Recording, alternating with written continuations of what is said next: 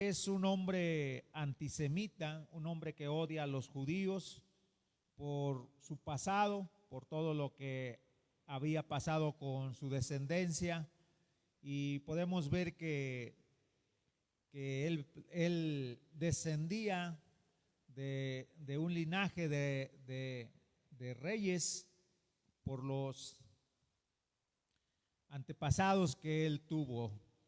Entonces, podemos ver que él abrigó en su corazón ese rencor, ese odio en contra de los gobernantes y del pueblo de Israel, en contra de los judíos, por todo ese pasado que, que él conoció y sabía de lo que había pasado con su descendencia.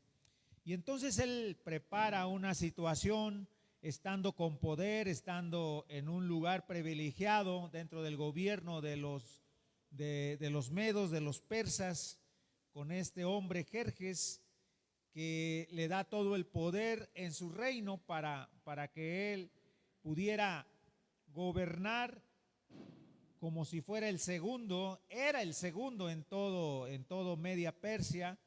Y bueno, él prepara la destrucción del pueblo de Israel, del pueblo de los judíos que estaban dispersos en todo Medo Persa y en todas las provincias que gobernaban estos hombres. Y entonces vemos aquí en el capítulo 1, 2 y 3 cuatro fiestas que nos hablan de lo sucedido en todo ese tiempo que pasó, que fueron aproximadamente unos 10 años que sucedió todo eso, 10, 11 años. Y podemos ver que la primera fiesta es la que organizó el mero principal Jerjes, y posteriormente la reina Basti hace otra fiesta con todas las mujeres, y luego hacen otra fiesta para elegir a la nueva reina, que era Esther. Y la última fiesta que hace es Amán junto con el rey, donde vimos en el capítulo 3, en el último versículo, donde él y el rey están bebiendo después de haber tramado la destrucción de todos los judíos. Entonces podemos ver que en estos 3 primeros capítulos del libro de Esther es de mucha fiesta, de mucha alegría, pero ya en los últimos versículos, en la fiesta de Amán, pues a lo mejor alegría para ellos, pero para Mardoqueo era la tragedia ya para él. Y entonces vemos en el capítulo 4, versículo 1 dice: luego que supo Mardoqueo todo lo que se había hecho, rasgó sus vestidos, se vistió de saco y de ceniza, y se fue por medio de la ciudad clamando con grande y amargo clamor. Y vino hasta delante de la puerta del rey, porque no era lícito pasar dentro de la puerta del rey con vestidos de saco. Y en cada provincia y lugar donde el mandamiento del rey y de su decreto llegaba, tenían los judíos grande luto y ayuno y lloro y lamentación, y saco de ceniza era la cama de muchos.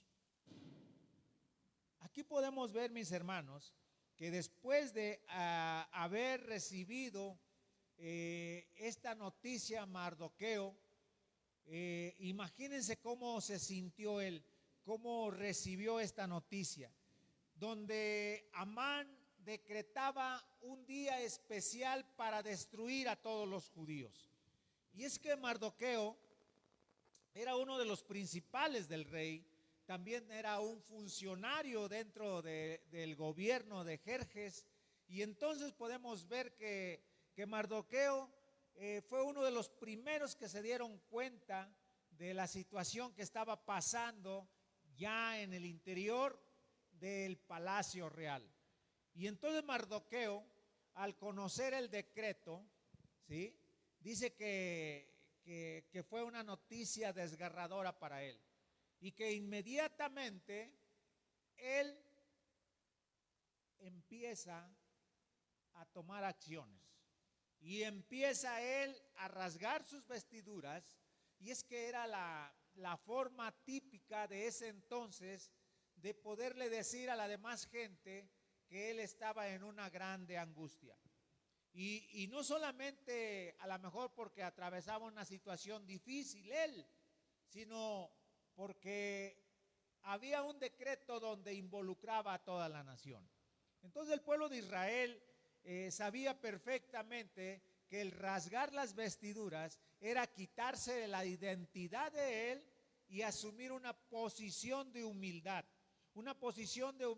delante de Dios y no de los hombres, porque podemos ver varios casos donde los personajes bíblicos rasgaban sus vestiduras. El caso concreto de Job cuando supo que habían muerto sus hijos, dice que él rasgó sus vestiduras y entonces echó ceniza sobre su cabeza y dijo: Jehová dio, Jehová quitó, sea bendito el nombre del Señor. ¿Sí?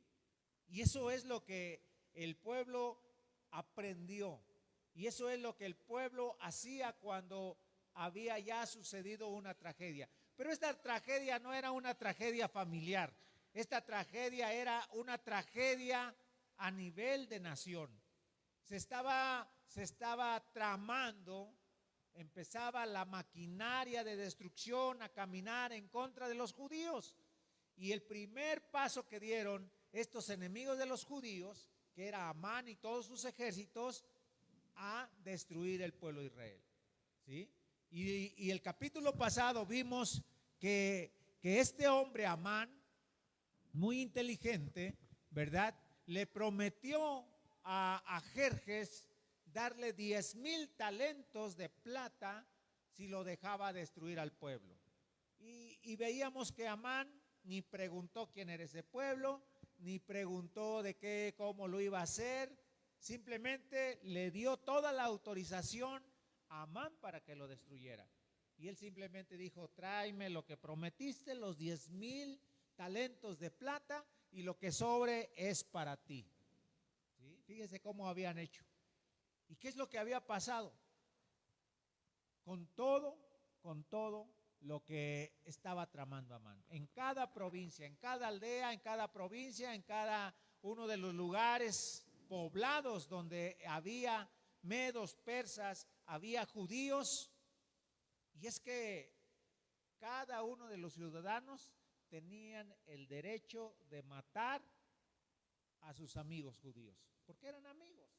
No puedo imaginar que eran enemigos, porque los judíos se daban a querer en la nación que estaban. Y entonces el pueblo, los medos, los persas, tenían la oportunidad de matar a los judíos y quedarse con sus propiedades.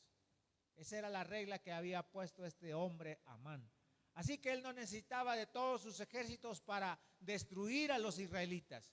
Simplemente pusieron el decreto y dijeron que todos los ciudadanos tenían derecho de matar a los judíos. Y eso le preocupó a Mardoqueo, y aquí lo vemos claramente. Dice que él inmediatamente rasgó sus vestiduras, se puso el saco de cilicio y ceniza sobre su cuerpo. Y una vez que hizo esto, dice que salió por toda la plaza aquí de Susan, que era la capital del reino, ¿sí?, y empezó a pregonar, a lamentarse, ¿sí?, lo que le estaba pasando. Ahora, ustedes imagínense una persona recorriendo las principales calzadas de esa ciudad de Susan, yendo a los mercados y como un loco gritando a viva voz su calamidad. Y yo estaba viendo en el diccionario que esta palabra de clamar era emitir un lamento, un grito de lamento. No es que él fuera hablando por allá: nos van a destruir, quieren matarnos. Eso no iba diciendo Mardoqueo, ¿sí?, sino que él iba quejándose, él iba llorando, lamentándose, como una especie de aullido, ¿sí? Por todas las calzadas, y toda la gente se empezó a dar cuenta, ¿sí? ¿Y qué es lo que él quería provocar con todo esto? Porque ustedes pueden ver más adelante, y lo vamos a ver ahorita, no solamente él estaba involucrado en todo esto, sino toda la nación del pueblo de Israel. Y entonces, cuando él pasa por las ciudades, cuando él pasa por las principales calles de la capital de Susan, él se va a un lugar donde él en su interior piensa que estando de esa manera, y les digo esto porque él era un funcionario de Jerjes, era un funcionario de los medos, de los persas, y entonces muchos de los que estaban en el palacio conocían a Mardoqueo, eran amigos de Mardoqueo. Entonces cuando él termina de ir a gritar, a lamentar en saco de cilicio por la plaza, él se va inmediatamente al palacio. Y él empieza a lamentar enfrente del palacio, a la puerta del rey, dice ahí la palabra de Dios. Y es que miren, mis hermanos, hoy quizás no es la costumbre para nosotros, a lo mejor porque ya no es así como era antes, pero a lo mejor porque no lo hemos intentado. Pero dice la palabra de Dios que él se vistió de saco de cilicio. Y es que el saco de cilicio, mis hermanos, era una especie de, ¿cómo le dijera? De ese tiempo el saco lo hacían de pelos de cabra o de camello, ¿sí? Y no era la piel, sino era el pelo que hacían el saco. Y como de isle, hoy en día nosotros conocemos los costales donde acarrean la mazorca, esos costales de isle. Haga de cuenta que así hacían una cobertura para ellos y se la ponían. Y es que ese saco pues les producía irritación a la piel. Y era una manera de hacer mirar a Dios ante ellos por el sufrimiento que tenían. Y no solamente eso, sino que se echaban ceniza encima de su cuerpo. Así que una combinación de roce por el saco y la combinación de la ceniza, imagínense cómo se han de sentir esas personas. Y ahora, si él va vestido de saco de cilicio y lleno de ceniza, ¿cómo se vería? Y dice ahí la palabra que cuando se vestían de saco de cilicio, entonces ponen el saco y el cilicio era una especie de pintura, que utilizaban de tal manera que se la ponían en los ojos, en la cara, que se veían como negros, ¿sí? Como manchados. Y entonces la pintura se la ponían aquí en los ojos, de tal manera que podían ver a esta persona con los ojos más grandes, como resaltados, ¿sí? Y era una especie así como de llamar la atención, ¿sí? Y entonces él de esa manera llega y se presenta a la puerta del palacio. Y ustedes saben, porque ya lo hemos visto aquí y lo hemos estudiado, todo aquel que se presentaba ante la puerta del palacio del rey, que no era invitado, que no era aprobada su solicitud de poder entrar a ver al rey, y si en ese momento el rey salía y veía a la persona ahí parada enfrente de la puerta, y el rey no extendía su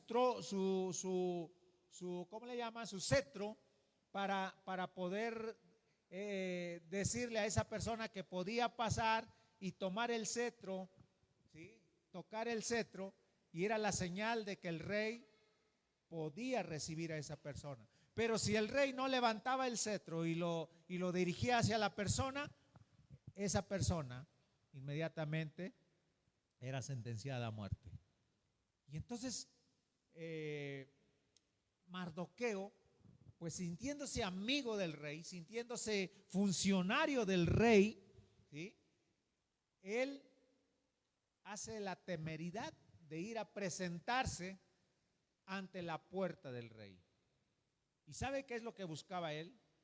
Lo que buscaba él, platicar con el rey. A lo mejor el rey le extendía el cetro y podía entrar, a lo mejor por la curiosidad de que el rey veía a Mardoqueo, iba a preguntar quién es ese hombre, porque así como viene pintado, así como viene lleno de ceniza y en saco, ¿quién es? Y entonces pues iban a hacerlo pasar, y a lo mejor la curiosidad del rey podría ser tan grande que le pudiera extender el cetro, y entonces, solo entonces, Mardoqueo podría explicarle el porqué de su lamento, el porqué de su saco de cilicio y el por qué se hallaba en esa condición. Pero si no hubiese sido así y que hubiera visto al rey y el rey no le hubiera hecho caso, Mardoqueo tendría que haber sido sentenciado a muerte. Pero por fortuna, el rey no estaba ahí sentado en su trono, ¿sí? Y él no pudo verlo. Pero dice la palabra de Dios, mire, dice ahí, y en el 2 dice, y vino hasta delante de la puerta del rey, porque no era lícito pasar dentro de la puerta del rey con vestidos de saco. ¿Sí? Así es de que él estaba afuera, no pasó adentro, él estaba afuera a ver si el rey lo veía a lo lejos. ¿Sí? Y lo único que quería él era ver si podía pasar a ver al rey y poderle platicar su problema. Y el versículo 3 dice, y en cada provincia y lugar donde el mandamiento del rey y su decreto llegaba, tenían los judíos grande luto y ayuno y lloro y lamentación, saco y ceniza era la cama de muchos. Aquí podemos ver que ya toda la nación judía sabía del decreto. Y todos estaban angustiados, mis hermanos. Y todos dice que estaban en saco de ceniza, de cilicio y ceniza. Y estaban en grandes lamentos, estaban en ayuno y todos lloraban. Y todos dice que hacían en sus patios o dentro de su casa, regaban ceniza y ahí se acostaban, ahí dormían, ahí estaban. ¿Sí? ¿Cuántos meses tenían que pasar para que se cumpliese el decreto? Lo vimos la vez pasada. Eran casi un año, ¿sí? Casi un año, ¿sí? Porque se cerraba el ciclo del mes al año y entonces ellos, imagínense la desesperación que sentían, que ya se iba a llegar la fecha, que estaba programada la destrucción de todos ellos, que de todos modos se tiene que llegar, no hay fecha que no se cumpla, ¿sí? Y entonces, mis hermanos, ellos, su única manera de luchar, su única manera de poder voltear sus ojos al cielo y que Dios los mirara, era esa manera, ¿sí? Llorar, angustiarse, estar en saco de cilicio, ¿sí? Y estar en ceniza. Y todo el pueblo estaba así, mis hermanos.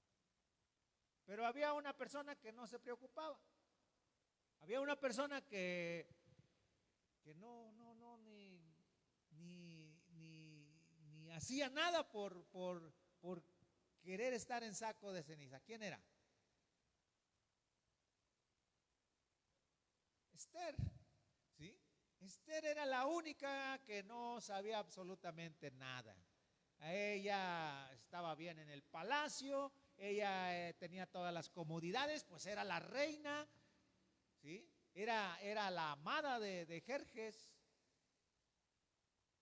Y mis hermanos, entonces Mardoqueo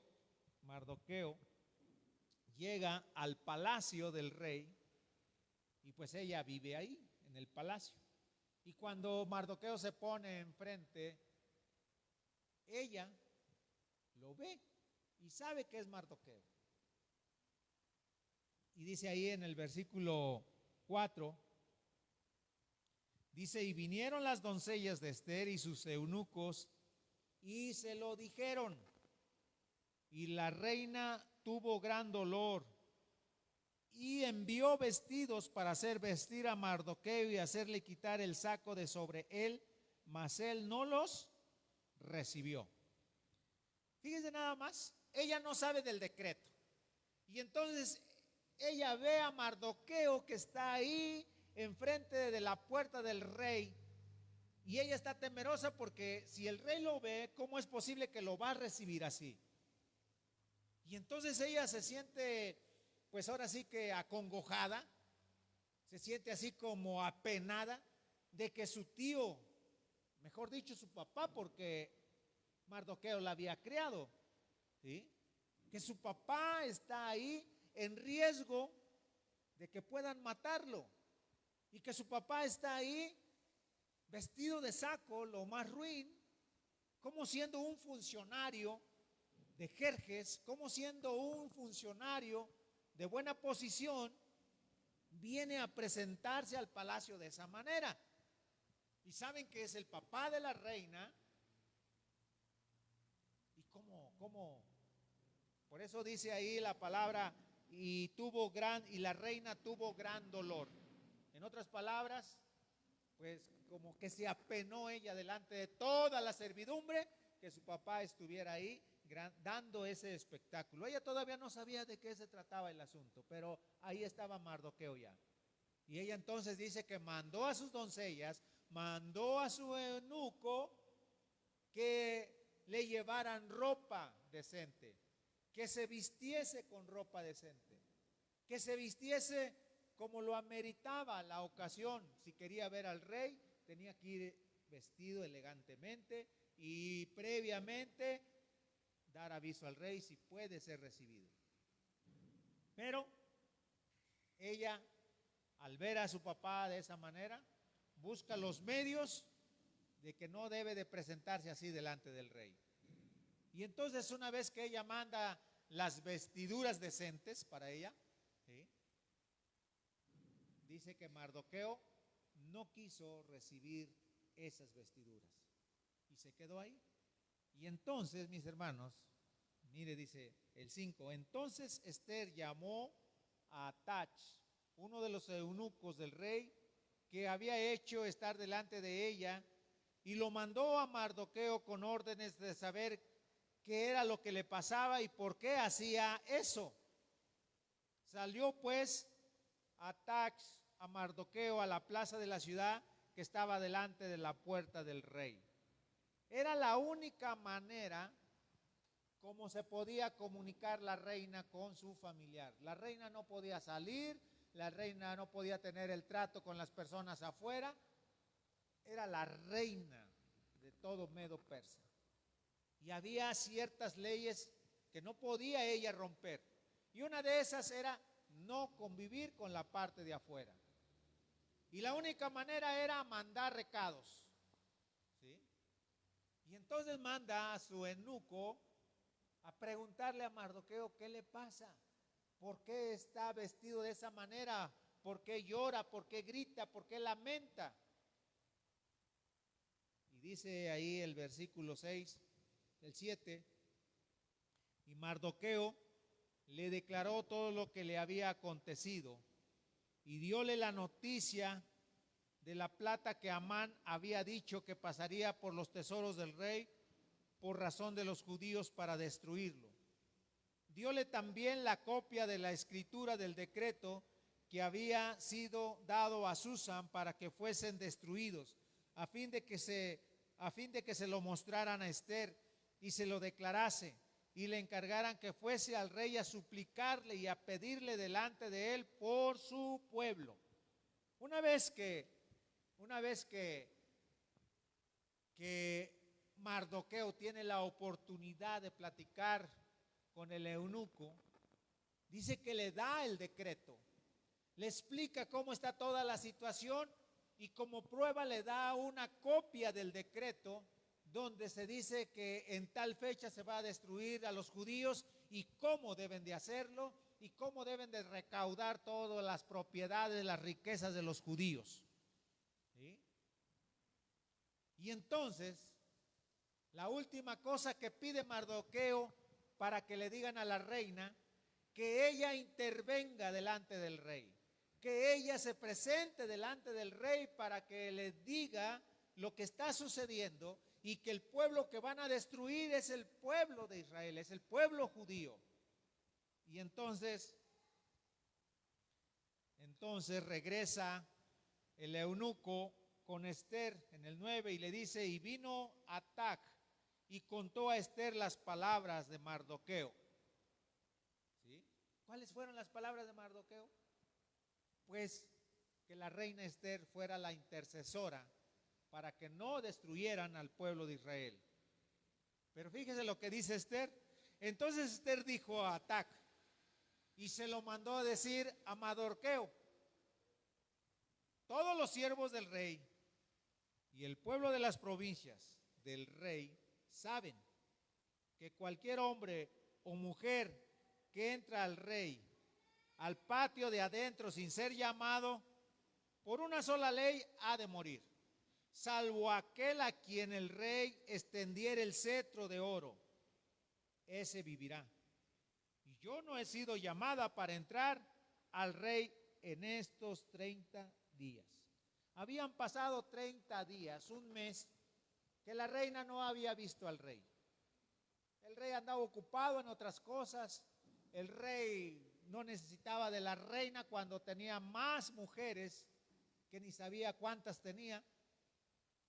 Y dice Esther, ustedes saben perfectamente, dile a Mardoqueo que ellos saben perfectamente que hay una ley. Hay una ley aquí en Medo Persa que dice que cualquiera que se presente delante del rey sin ser llamado y el rey no le extiende el trono, debe de morir. Y yo no he sido llamada. Y si me presento delante del rey así, voy a morir. ¿Eso quieres, Mardoqueo? ¿Eso buscas de mí? Pues también le pensaba a Esther, ¿verdad? Como cualquiera de nosotros si nos hubiésemos encontrado en esa situación. ¿Cómo me voy a presentar delante del rey si no he sido llamado? Y si me presento y no me extiende el cetro de oro, quiere decir que voy a morir. En otras palabras, la reina Esther le estaba diciendo a Mardoqueo: creo que no te voy a apoyar en esto, porque si hago esa temeridad que me estás pidiendo, va mi vida de por medio y no quiero morir. ¿Sí? No quiero morir. ¿Sí? Y entonces ahí va la respuesta otra vez. El 12 estaba el recadeo en su apogeo. El 12 dijo: y dijeron a Mardoqueo las palabras de Esther. Entonces dijo Mardoqueo que le respondiese a Esther. Fíjese lo que le dice Mardoqueo a Esther: no pienses en tu alma, no pienses en tu alma, no pienses que vas a escapar de la casa del rey más que todos los judíos. En otras palabras, le estaba diciendo: bueno, a lo mejor en estos días vas a vivir, pero el día cuando se llegue la hora de la ejecución del decreto, vas a morir como todos los judíos. El 14, porque si absolutamente callares en este tiempo, respiro y libertad tendrán los judíos de otra parte, mas tú y la casa de tu padre pereceréis, y quién sabe si para esta hora te han hecho llegar el reino. ¿Sí? Fíjese nada más lo que le está diciendo. Mardoqueo tiene razón. ¿Sí? Y le dice: tú piensas que vas a vivir, pero la ley dice que todos los judíos tienen que morir, incluyéndote a ti. Y en este versículo que leemos en el 14 le dice: y si tú no quieres intervenir, si tú no quieres ir con el rey y ser la intermediaria por tu pueblo, fíjese lo que le decía a Mardoqueo. Mardoqueo tenía un alto conocimiento del poder de Dios. Y sabía que tanto él como Esther habían sido puestos ahí para ser los redentores, los salvadores, por así decirlo, del pueblo. Ellos eran, ¿sí? Que sabemos que es Dios, pero ellos eran las piezas claves para salvar al pueblo de Amán. Y entonces le dice, si tú no quieres ser parte de todo esto, Esther, pues lo siento mucho, porque tú vas a morir y toda tu descendencia, o sea, todos tus demás familiares, incluyéndome yo, lo que dice Mardoqueo, vamos a morir. Pero, dice, en tiempo Dios mandará el respiro y la liberación tendrán los judíos. Si tú no quieres ser parte de esta liberación, si tú no quieres ser parte de esta salvación para los judíos, Dios tendrá el tiempo propicio, Dios tendrá el personaje propicio, Dios buscará la situación propicia para salvar a su pueblo.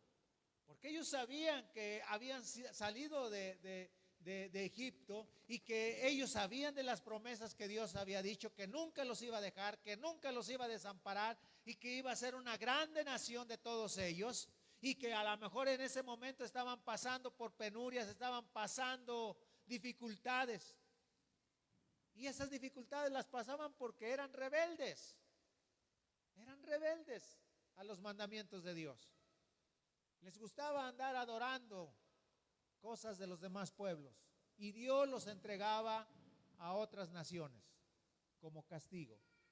Y le dice a Esther, si tú no quieres ser parte de esta liberación, de esta salvación que Dios está poniendo sobre nuestros hombros, Esther, Dios mandará a otro. No sé quién, no sé cuándo, ni en qué momento, pero ten la seguridad que si no lo hacemos, tú y yo y toda nuestra descendencia vamos a morir. Y como que recapacitó entonces Esther. Y el cuarto mensaje que le manda a Esther a Mardoqueo, después de que le dicen esto, dice, y Esther le respondió el mensaje a Mardoqueo diciéndole, ve y junta a todos los judíos que se hallan en Susán y ayunad por mí, y no comáis ni bebáis en 3 días, ni de noche ni de día. Yo también con mis doncellas ayunaré igualmente, y así entraré al rey, aunque no sea conforme a la ley, y si perezco, que perezca. Fíjese nada más, como que entonces ya vino a reaccionar Esther. Y entonces Esther dice, pues tengo que arriesgarme. Si el rey me recibe, pues ya viví, ¿sí? Pero si no, voy a morir. Y si me van a matar cuando se cumpla el decreto, todos los voy a perecer. ¿Qué más ahorita? El rey dice que me ama, el rey dice que me puede dar la mitad del reino si yo quiero, ¿sí? Así que me voy a arriesgar. Y voy a ir a ver al rey. Dile a Mardoqueo que voy a ir a ver al rey. Pero quiero pedirles una cosa. A ver, Mardoqueo, junta a todos los judíos que están aquí en Susán. Todos los demás judíos que estaban en las provincias, ¿qué estaban haciendo? Lo vimos más atrás. Estaban ayunando, llorando, y su cama era la ceniza. Ya todos ellos estaban haciendo su parte. Ahora los de Susán, aquí entonces dice Esther, a ver, júntate a todos los de Susán, a todos los judíos que están aquí en la cabecera, y les vas a decir que vamos a ayunar 3 días. En estos 3 días voy a intentar a ver al rey. En el tercer día, algo nos habla de la resurrección, ¿no? Al tercer día, los 3 días, ¿sí? Y dice que al final de los 3 días ella va a esa misión riesgosa de entrar a ver al rey. Dice, pero hay que ayunar. Pero hay que lamentar, hay que ponernos en saco de silicio. 3 días. Y es que, mis hermanos, ya que nos da la oportunidad aquí de una palabra bien importante, y que a veces pues podemos pensar que hoy ya no está vigente en nuestras vidas, el ayuno. ¿Por qué ellos tomarían esa decisión de poderles decir, dile a todos los judíos de la capital de Susan que ayunen? Que ayunen. Y es algo que entonces yo empecé a ver qué era lo que pasaba, porque aquí no se habla de Dios. Pues aquí no dice que le ayunen a Dios, ¿verdad? Ya vimos desde el principio que no se habla de Dios, no se habla de la oración, no se habla del Espíritu Santo, no se habla absolutamente nada de las divinidades. Pero todo tiene relación en una sola cosa: el pueblo del Dios poderoso. ¿Sí? Y entonces, mis hermanos, ellos tienen una llave que conocen, que saben que puede abrir la misericordia de Dios y que Él puede ser el poderoso de Israel para ellos. Y dice, vamos a ayunar. Diles que vamos a ayunar por 3 días, que no coman ni de día ni de noche. ¿Verdad? Y mire, la palabra ayuno significa abstenencia voluntaria de los alimentos para propósitos espirituales. Eso es lo que significa la palabra ayuno. Abstenerse voluntariamente de los alimentos para propósitos espirituales. Eso es lo que significa la palabra ayuno. Entonces ellos van a buscar un propósito espiritual.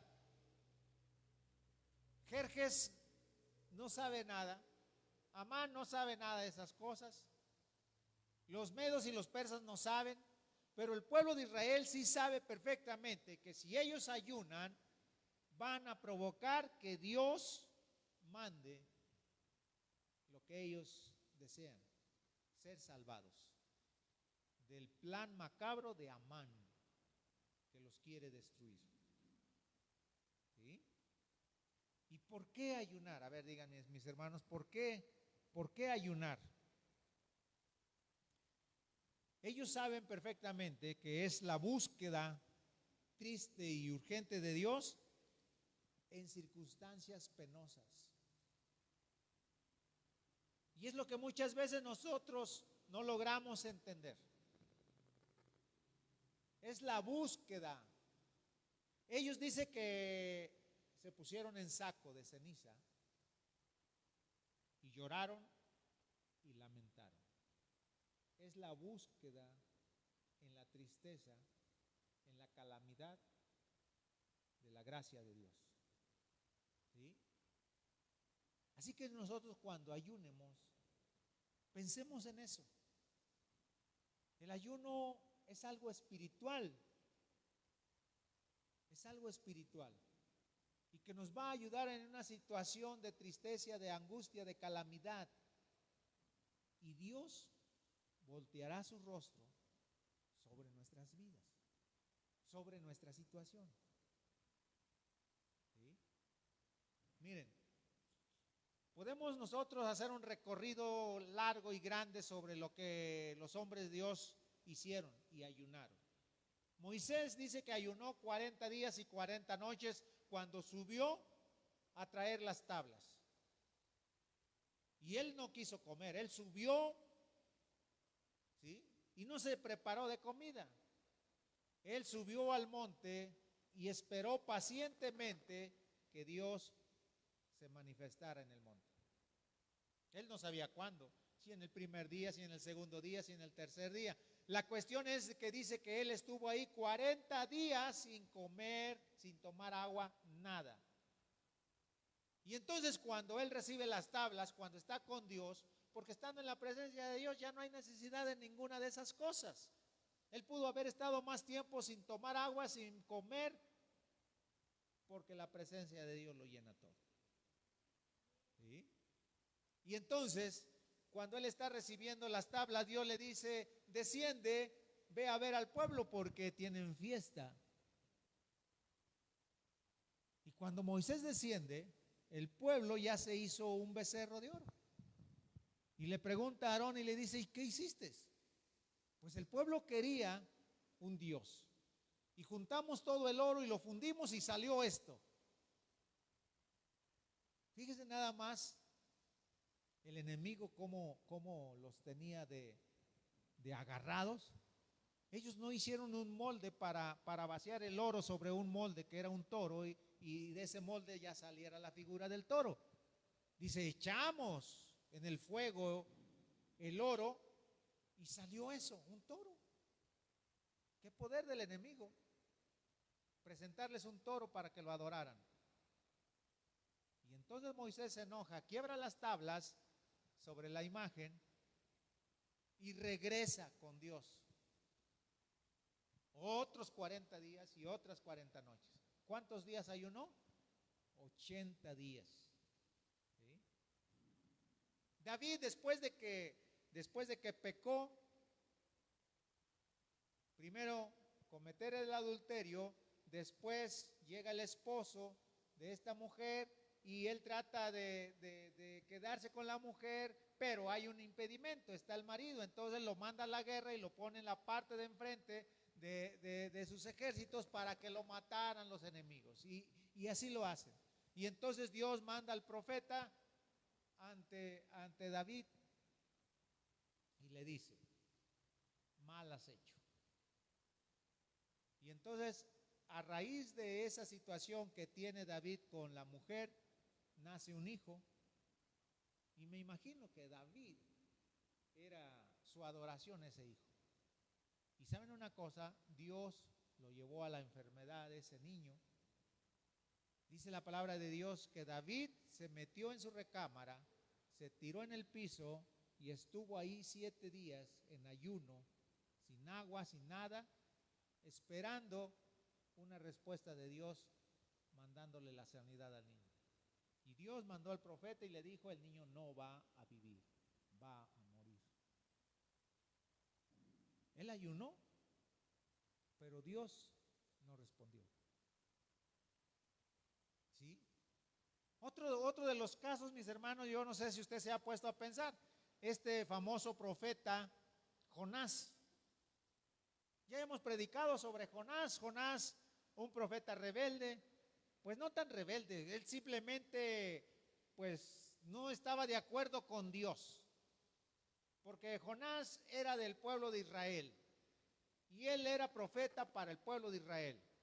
Y cuando Dios lo manda a Nínive a predicar que si no se arrepienten en 40 días Nínive sería destruida. Y él dice: pues yo qué tengo que ver con todos esos, que los destruya Dios. Sí, pero ustedes se han puesto a pensar, a ver, Nínive, ¿qué les habla de Nínive? ¿De dónde proviene esa palabra y esa ciudad? ¿Quién la fundó? Para empezar, ¿quién fundó a Nínive? Un hombre poderoso llamado, fue bisnieto de Noé, Nimrod. Nimrod fundó la ciudad de Nínive y ahí hicieron la torre de Babel, en esa ciudad. ¿Sí? Y de ahí permaneció esa ciudad de Nínive. Entonces, Dios sabe de Nimrod, toda su descendencia, que es bisnieto de Noé. Y entonces, ¿por qué Dios, usted se ha preguntado eso, por qué Dios va y perdona la vida a toda esa gente? Está como Sodoma y Gomorra.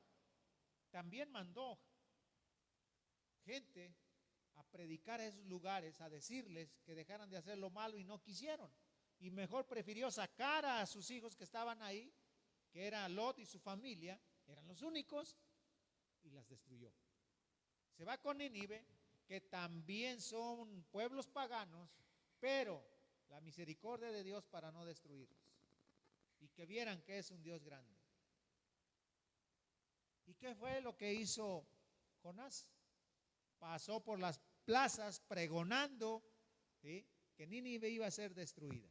¿Y qué fue lo que hizo el rey de ese entonces? ¿Qué fue lo que hizo?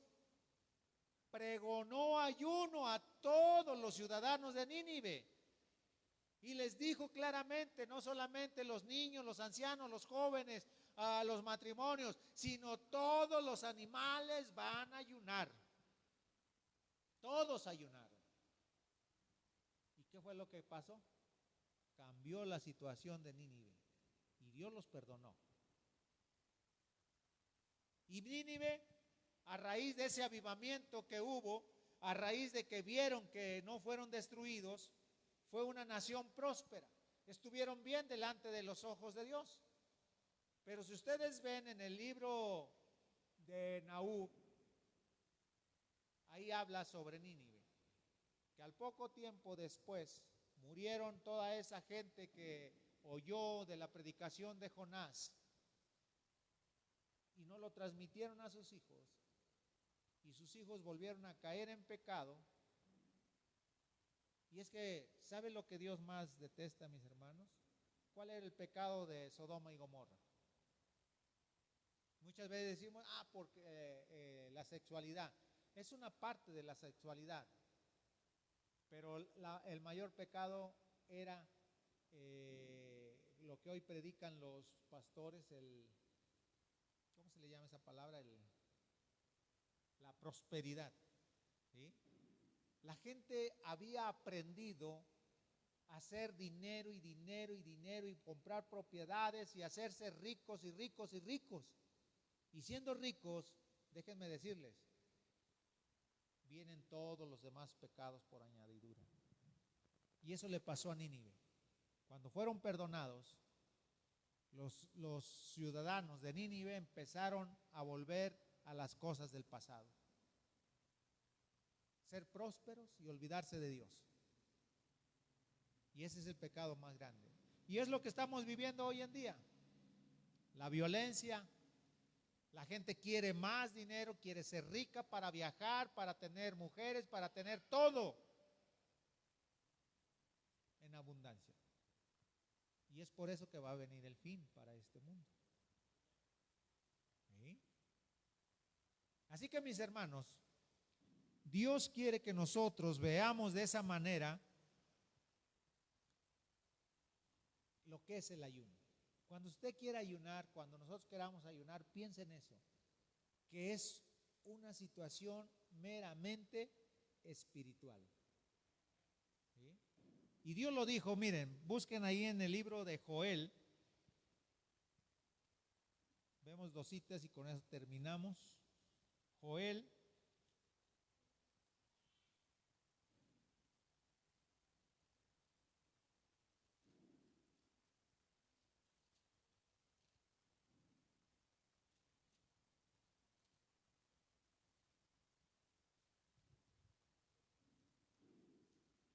está delante de Oseas.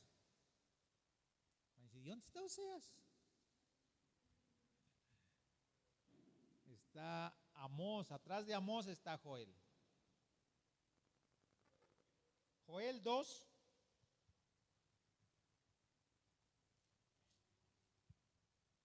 (12 y 13). Miren, mis hermanos. Por eso pues, dice ahora Jehová, convertíos a mí con todo vuestro corazón, con ayuno, lloro y llanto. ¿Cómo dice? Por eso pues, convertíos a mí de todo corazón. La primera cosa que nosotros debemos de entender, que si usted quiere ayunar a Dios, debe de ser con un corazón sincero. ¿Sí? Y luego dice el 13, lacerad vuestro corazón y no vuestros vestidos, y convertíos a Jehová vuestro Dios, porque misericordioso es y clemente, tardo para la ira y grande en misericordia, y que se arrepiente del castigo. ¿Sí? ¿Se da cuenta, mis hermanos? Aquí dice, ya no, ya no se pongan esos sacos de silicio, ¿sí? Sino que ahora rasguen su corazón. Lacerad, dice ahí, lacerad, esa palabra es rasgad. Rasgad vuestro corazón.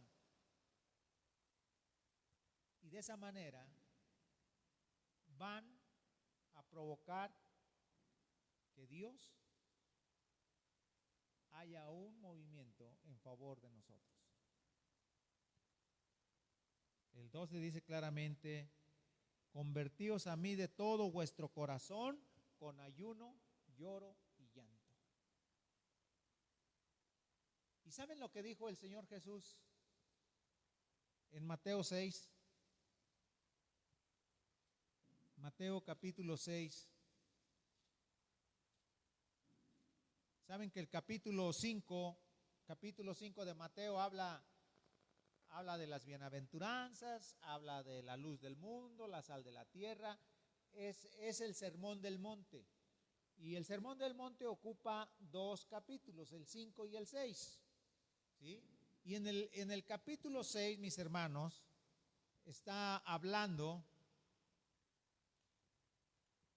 a sus discípulos y les hace ver que todo lo que ellos hagan, nada tiene que intervenir el hombre.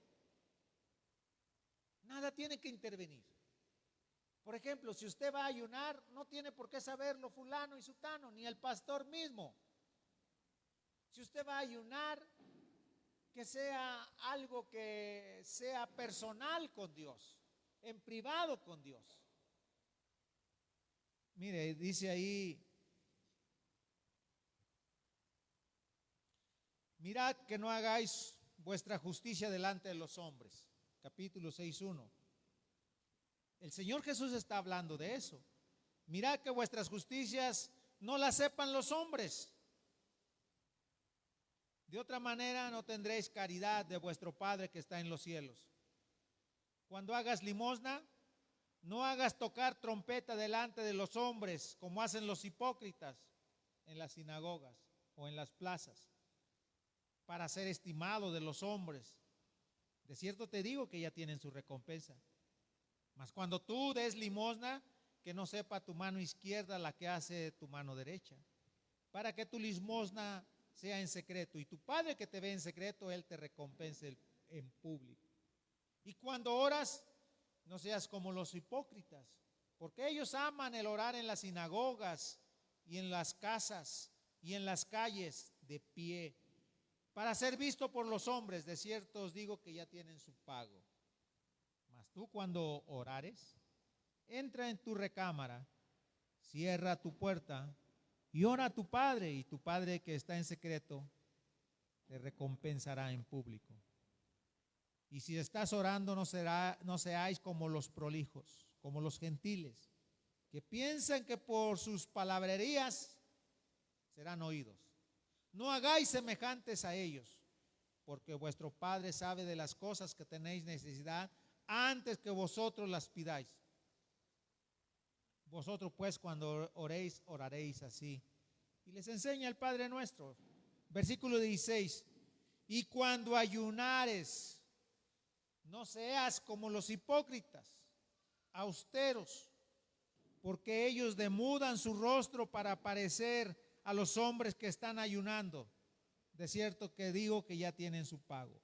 Mas cuando tú ayunares, unge tu cabeza con colirio, con aceite, lava tu rostro, para no parecer a los hombres que ayunas, sino que tu Padre que está en secreto, y tu Padre que te ve en secreto, te recompensará en público. Eso es lo que quiere el Señor. ¿Sí? Ese es el ayuno que el Señor le agrada, que el Señor ve bien. Que nadie sepa que estás ayunando. Que sea algo personal entre tu Señor y tú. ¿Sí? Igual en la oración. ¿Sí? Piensan que por su palabrería, dice, serán escuchados. Eso lo está diciendo el Señor Jesús en relación con el ayuno. ¿Sí? ayuna y que no sepan que estás ayunando. Lava tu cara, unge tu cara y sea alegre. Ve un momento de oración a tu cuarto, ora, vuelve a salir, haz lo que tengas que hacer y sigue adelante. Y tu Padre que ve que lo haces en secreto, te recompensará en público. Y eso es lo que, las llaves que tiene el pueblo de Israel. Ellos sabían que el ayuno podría cambiar su situación y lo hicieron. Ayunaron 3 días, 3 noches y Dios permitió que Esther siguiera avanzando para la liberación del pueblo de Israel. Amén. Gloria a Dios. Vamos a ponernos de pie. Y vamos a darle gracias a Dios. ¿Sí? Capítulo 4 de Esther. Y esa decisión que tomó Esther, que muchas veces nosotros pudiéramos decirla, no importa lo que pase, siempre voy a estar con el Señor. Si perezco, que perezca. Pase lo que pase, siempre estaremos con el Señor. Que esa sea nuestra decisión en esta noche. Padre Santo, Padre bendito, tú conoces a cada corazón en esta noche y sabes perfectamente cuál es la intención de nuestro corazón, los dichos de nuestro corazón. Padre Santo, tú has dejado todo esto escrito para que entendamos, comprendamos cómo eres tú, cómo actúas tú y cómo quieres que nosotros seamos. Gracias por tu palabra. Padre Santo, bendice a cada uno de tus hijos y que esta palabra, Señor, nos haga sentir que somos diferentes a los demás, que podemos tener una llave para podernos acercar a ti, que podemos orar y que tú nos escuchas, que podemos ayunar y que tú puedes ver la aflicción de nuestro corazón en el momento de la angustia, de la aflicción. Gracias, Señor, gracias por estas llaves. Bendecimos tu nombre, glorificamos tu nombre. Padre Santo, rogamos por los enfermos en esta noche, Señor.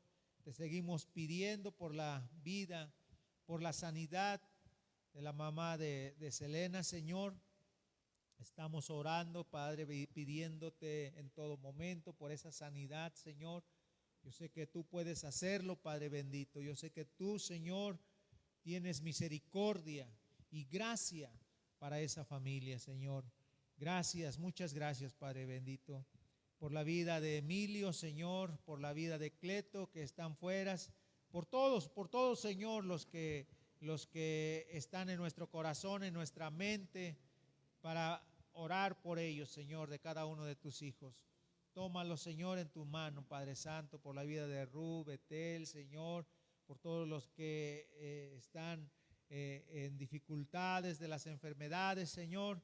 Solamente tú puedes ayudarnos, Padre bendito, en esta situación, Padre Santo. Ciertamente podemos ir con los médicos, pero nosotros, Padre Santo, Padre bendito, confiamos que tú puedes sanarnos de una o de otra manera, Señor, si es tu voluntad.